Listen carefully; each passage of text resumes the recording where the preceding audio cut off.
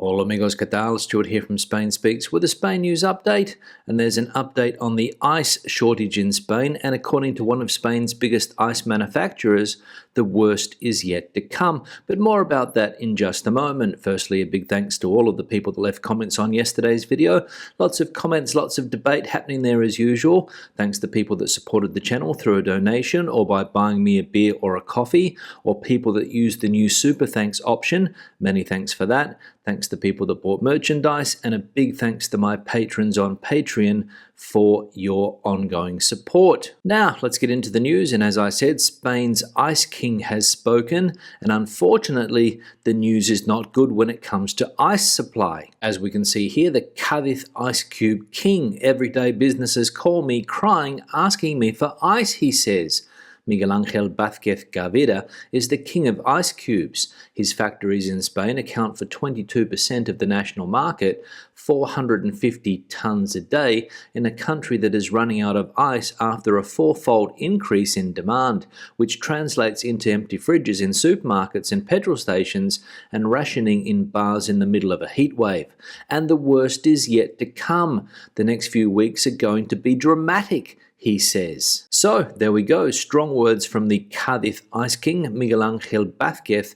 The next few weeks are going to be dramatic when it comes to ice supply in Spain, which is bad news for bars, restaurants and other businesses in the hospitality sector that use a lot of ice. Now, a recent article in the Financial Times about Spain has made Spanish headlines, and let's just say that a lot of Spaniards are not happy with the criticism. As we can read here, criticism of Spain in the Financial Times. At 40 degrees Celsius, they argue more about national unity than about the climate. Simon Cooper has spent the last year in Madrid trying to understand Spain, as he explains in his latest analysis from the Financial Times' correspondent in Spain, since his next destination will be Paris. During this time, he has travelled around Spain, and his preliminary conclusion is as follows. This is the most livable country in the world, though more so for privileged foreigners than for the average Spaniard. But climate change could be especially devastating here, he said.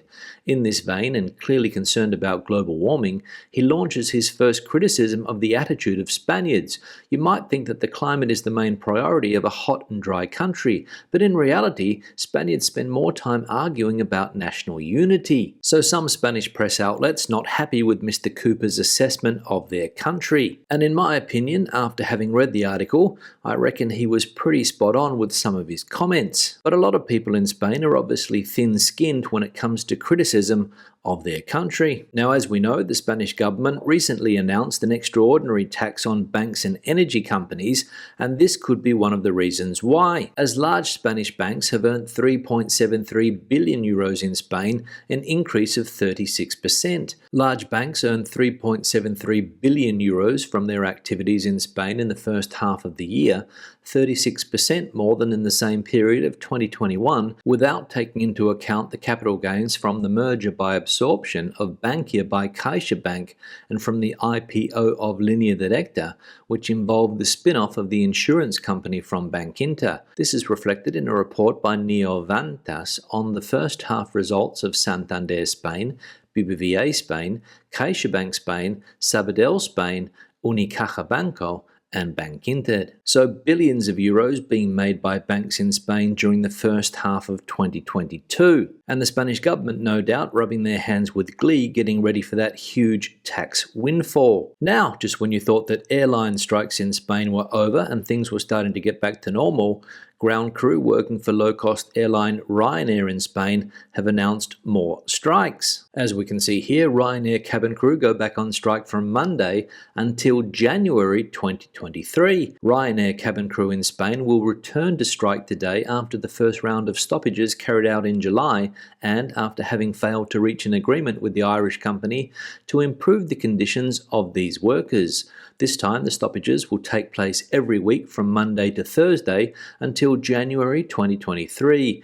Ryanair is the airline that transports the most passengers in our country. This is the third strike in the Irish low-cost airline this summer, after the strikes in June and July. So Ryanair workers in Spain announcing more strikes because they haven't been able to come to an agreement yet with the company. So more travel chaos on the cards at Spanish airports, not only in August, but also in the lead up to Christmas. Because, as we saw there, Ryanair ground crew planning strikes every week in Spain from now up until January. Now, as I mentioned last week, the free rail travel rules and regulations in Spain from September on have been announced, and this is how you can apply for free Renfe season tickets from Monday onwards. Renfe will open the registration on its website this Monday so that customers can apply for the free pass, which will begin to operate from the 24th of August for Cercanías, Rodalies and Media Distancia trains. This registration is necessary so that frequent or recurrent passengers on these services can purchase their new pass, which is 100% subsidised, according to the company's statement to Europa Press. The government has restricted free travel on these trains to users who make these journeys on a regular basis by means of a deposit, the return of which will be conditional on making a minimum of 16 journeys during the 4 months that this measure will last. So, there we go, free train travel in Spain from September on, not for the average tourist, which is what some international press outlets were saying back in the day, but for the average Spanish commuter who travels to and from work every day by train. So if you are planning a trip to Spain to take advantage of this free rail travel, you'd better think again. Now let's have a look at some of the comments from previous videos. One here from Stuart, another comment, my mum lived near Seville in the 1930s during the hot periods.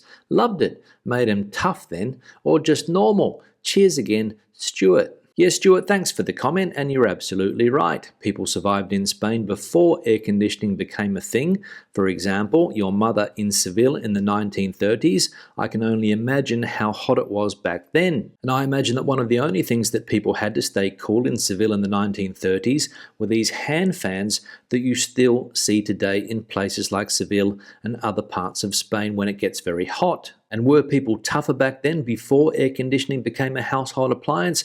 I don't know. All I know is that they had no choice. One here from Paul B. I recommend a portable air conditioning unit. They use less electricity, about 1 kilowatt, cost about €200, and you can extract the air via a window or air brick hole with ducting.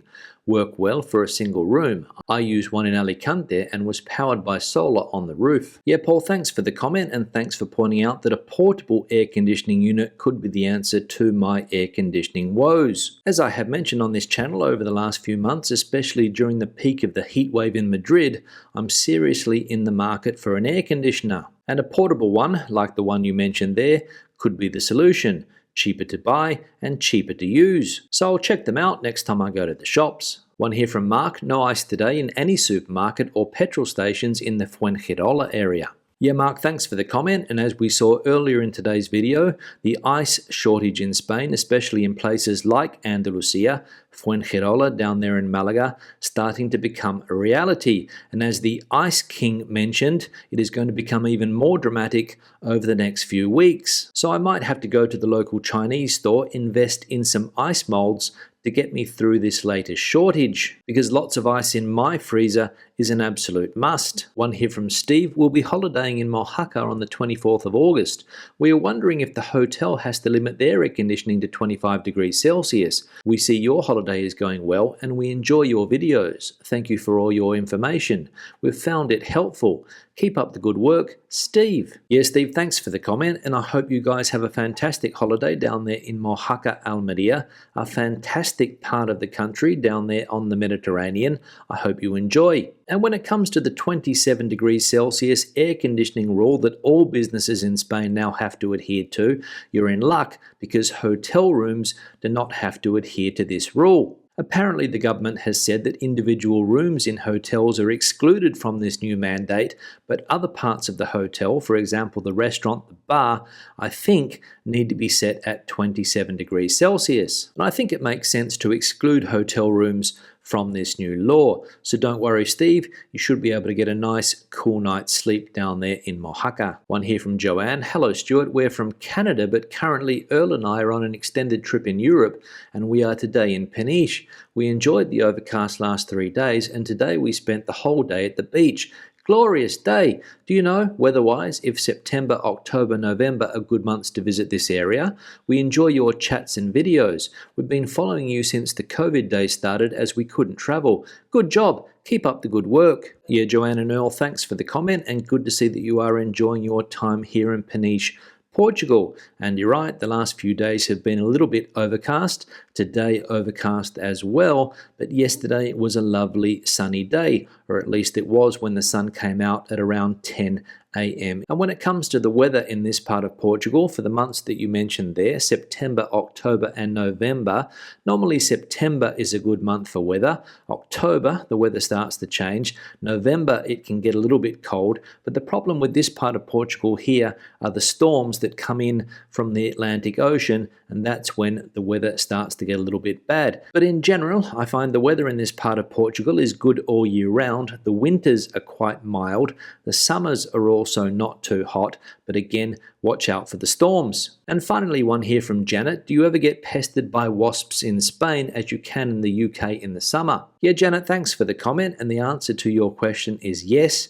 Wasps are a problem in many parts of Spain, especially where I live in Madrid. The wasp situation where I live seems to have got worse over the last few years. I didn't really notice them 10 years ago, but over the last 2, 3, perhaps 4 years, they have become a problem, especially if you like to eat outdoors. I have no idea what type of wasp they are. I have no idea if they serve a purpose or not, but they are extremely annoying, especially in the hot weather. So yes, wasps can be an issue in some parts of Spain. On that note, I'll wrap the video up. Questions and comments, please leave them in the section below. Debate the situation out as you normally do. Tell us if you have an issue with wasps where you live in Spain. Give the video a thumbs up if you liked it, thumbs down if you didn't. I'll see you in the next one. Hasta luego.